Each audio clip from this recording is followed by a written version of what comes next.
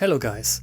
Today I will show you a simple but effective technique to create realistic looking trees for your scale model dioramas.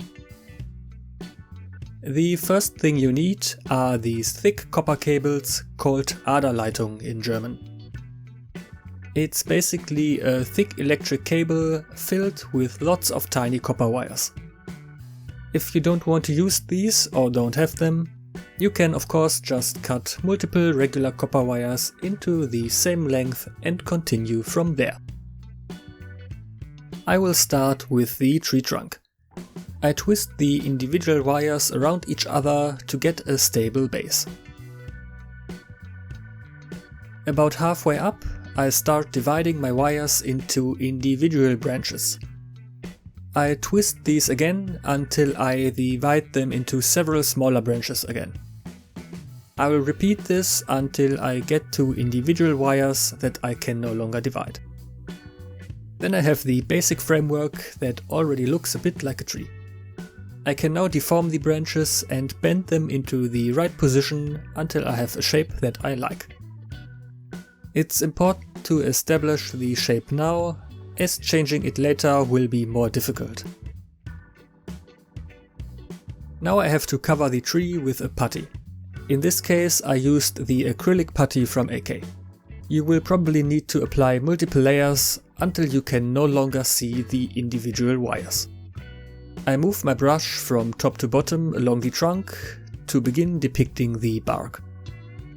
And especially in those places where the trunk is divided into several branches, I can improve the transition with putty. Since the putty from AK is relatively expensive for its quantity, you can also use a cheaper wood filler from the hardware store. However, this is a little harder to apply and more crumbly, but you can achieve the same result. A good middle ground is to use the cheaper wood filler for the first few coats and then just a thin layer of the more expensive putty at the end to seal everything.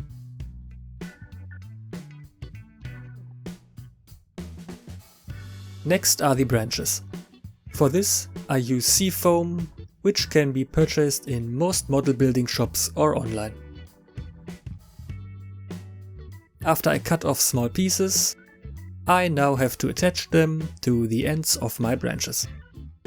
To glue, I use super glue and an activator spray. A third hand, which is normally used for soldering, is also very helpful so that you don't have to hold the tree itself. Place a small drop of glue onto the trunk, hold the branch in, and then activate the glue with the spray. It's a little tricky if the glue doesn't harden quickly, but with a little patience the entire tree can be filled with these small branches. This finally gives the tree its full shape and adds the necessary volume.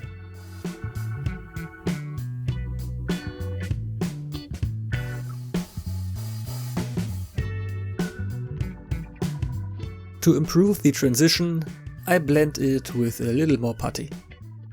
This also allows me to carefully reinforce the seafoam branches, as they are extremely fragile. To improve the bark texture a little, I can carefully score the trunk with my knife. However, depending on which specific tree you are making, this is not necessary, as not all trees have a distinct bark texture. Next, I can prime the tree in black with my usual black primer. This is necessary for the later painting method I will use. Then I will do a pre-shading with Deck 10 from AK by spraying the color from above onto the tree. This means that the undersides that are in the shade remain dark. To paint the tree, I use several colors from white to dark brown. These are applied to the tree using the wet blending method. That means that the colors are very diluted and run into each other. This creates soft and random transitions that closely resemble the colors of real trees. And that's why priming with black and Deck 10 is so important, as the colors won't be opaque and the underlying shadows will still remain visible. And contrary to what you might think, trees are not always a strong brown color, but often range from desaturated brown tones to almost grey.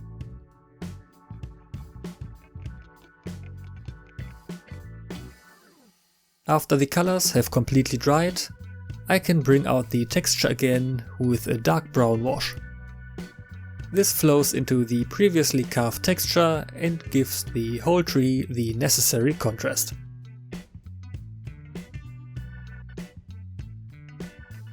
Then I spray everything with a layer of matte clear varnish to make the shine disappear. If you want to depict a bare tree in winter, you are finished now.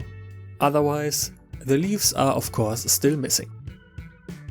I've tried applying the foliage directly to the branches before, but the results were not satisfactory for me, as the tree always looked empty. But this polyfiber from Woodland Scenics seems to solve the problem and give the tree its fullness it needs. Polyfibers are cotton-like but very stable fibers that can be easily shaped and sticked onto the tree. First, I take a few fibers and pull them apart until I reach the size of my branch. Now I carefully press everything onto my branches. At the moment I'm not using any glue, as the structure of the fibers hooks into the small branches of the seafoam and attaches itself, kind of like Velcro.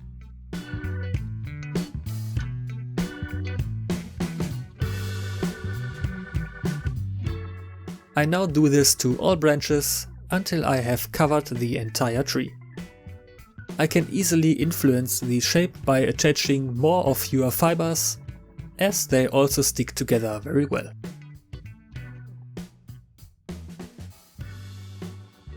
Spray glue is ideal for sticking leaves in place.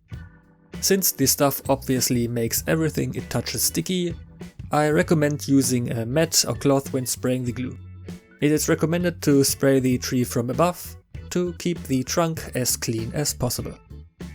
I used these leaves as foliage. Unfortunately, I can't remember which brand I got them from, but all the others that look similar will probably achieve the same end result. Now I just have to trickle the leaves from above onto my sticky fibers. I recommend placing a larger bowl or cardboard underneath to catch any excess and use it later again. In the end, all fibers should be covered to form a closed surface. Depending on your needs, you can also spray on additional layers of glue and then sprinkle them again with leaves. For taller trees, I also recommend covering the underside of the tree with leaves, otherwise the view from below looks very unrealistic. Now add a layer of matte clear varnish again over the whole thing. On the one hand, any open adhesive spots are sealed now, and at the same time the clear varnish sticks the foliage together even better. And then you have some quick, easy and realistic looking trees that you can customize however you want to perfectly fit into your dioramas. If you enjoyed this video, please leave a like and subscribe to my channel to never miss any future uploads. Any feedback, questions or suggestions, let me know in the comments.